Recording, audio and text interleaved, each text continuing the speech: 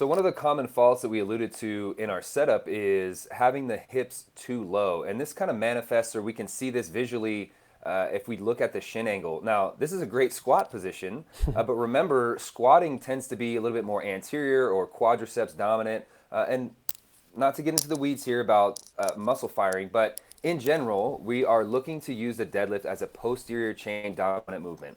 And when the shin angle is too anterior or pointing forward, going past the toes, the hips are then going to drop, and this is going to be more anterior versus posterior dominant.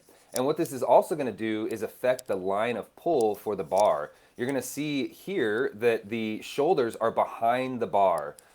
In our initial setup, right kind of where the humeral head is kind of where the armpit should be. And you can see the cursor there kind of noting that. The crease of the armpit should be pretty much right over the bar. So we already know that this athlete is going to have the weight on their heels, which is going to elevate the toes off the ground. And when the bar starts to elevate, it's going to have to, the knees are in the way here. So you can see the bar is kind of starting to half moon a little bit to make its way around the knees. And with light weight, this is something that is possible. But as the weight gets heavier, this is going to then cause the upper back to round, which will be another fault that we get into. But to avoid that fault, if we have our hips elevated slightly, what it's going to do is push our knees back and thus getting us into a little bit more of a vertical shin position. One thing that as Dr. Harbison plays this, is I want you guys to look at the toes in this video here. So we'll go ahead and let it play out for a second. Right there, you see a lot of the weight going on to the heels. And although we want this to be posterior, more importantly, we want our foot to be evenly pressed into the ground. But we see kind of this falling back motion almost, and that's caused by the hips being too low. It's interesting too. I think oftentimes, obviously, people who are maybe more proficient at squatting and less proficient at deadlifting may kind of revert to a stance like this. But I think also sometimes people are a little worried about the spine and they want a more vertical spine, and so they get the hips down lower in order to have a more vertical spine. But in reality, this actually puts more emphasis and pressure on the spine because your bar is actually further away from your center of gravity or center of mass. So as you get the hips down, the center of mass goes further back. Versus if the hips are high, they can be actually pretty close, like in parallel with the bar, which is a more economical or efficient position from which to pull. Yeah, and one other thing too is go back to the setup for me if you don't mind. And what you'll notice, especially with weight, an athlete may start here, and even, I mean, you can see when Thor deadlifts 1,000 pounds, I think he even rocks back and kind of gets into this squat position. But when he actually goes to pull, his armpit goes over the bar because that, again, is the best line of action for the bar. And so some people might kind of roll back and sit down and stretch some of the musculature because it's kind of this eccentric or lengthening portion of the movement.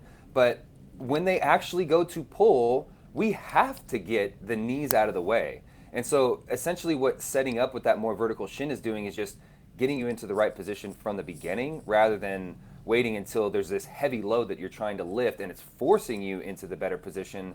Rather, we're starting there. So how do you fix this? What are some of the cues or coaching techniques you use to address this faulty position? So if there's no weight on the bar, it's kind of a little bit harder because the bar is going to start to elevate and then that's not a realistic position. So I actually like having maybe even too much weight on the bar, so just so the athlete can feel tension. We're not going to be pulling too much weight. We're just working on setup here.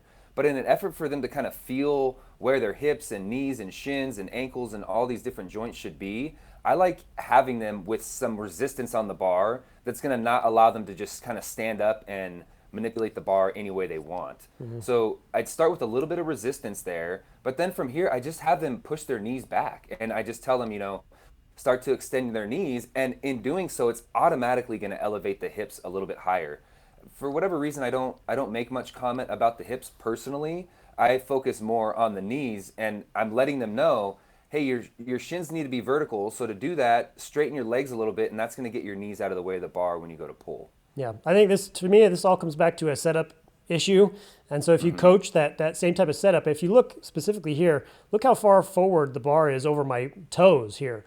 It's not at the midfoot. So if we go back to setup and again, using the Mark Ripito example, get the bar over the midfoot, now reach down and grab the bar. You can't get into this position if you're following those instructions. So I would go back and repeat those instructions and keep working and kind of just learn that setup first.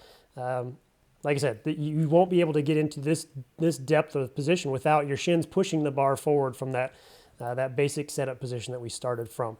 Go ahead. Sorry.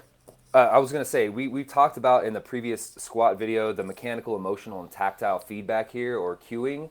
The mechanical cueing would be a vertical shin, straight up and down.